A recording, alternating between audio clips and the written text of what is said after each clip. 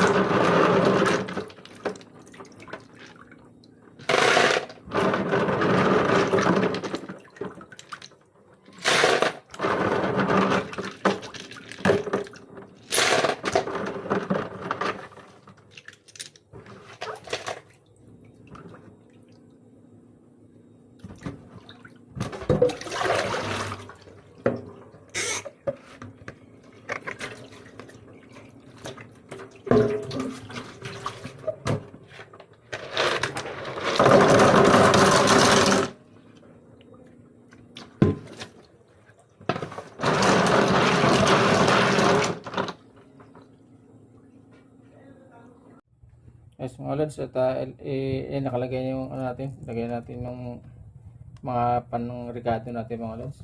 Ayan, bawang, sibuyas, at yung ating luya mga lods, oh.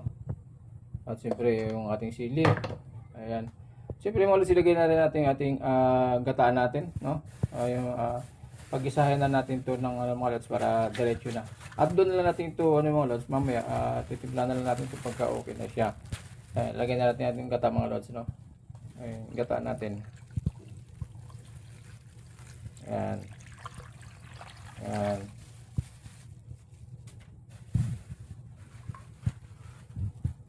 Tapos siyempre mga lods, no, pag after na malagay natin gata natin, lagyan na rin natin ng asin mga lods, no. Tapos timplahan na rin natin.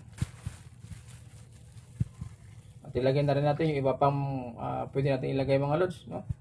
Ayan, siyempre yung asin natin, lagyan na natin yung asin natin. Ayan. Ayan, asin. At yung ating seasoning mga lods, no. Ayan, yung ating seasoning na to, ayan.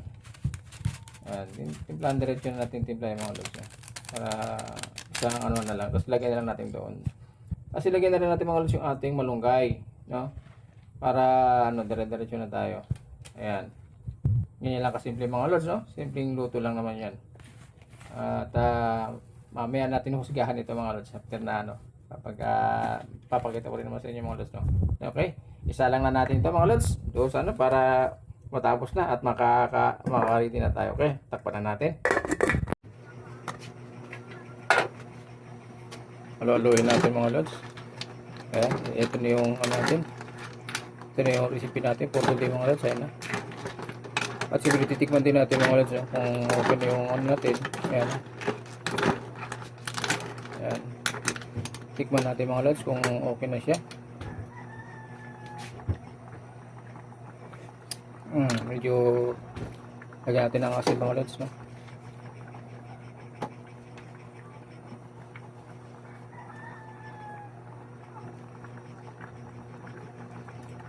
Okay. Iuwi natin.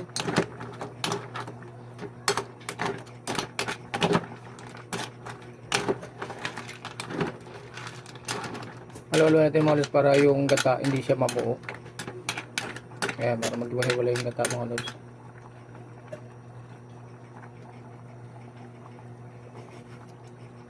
Yan, okay.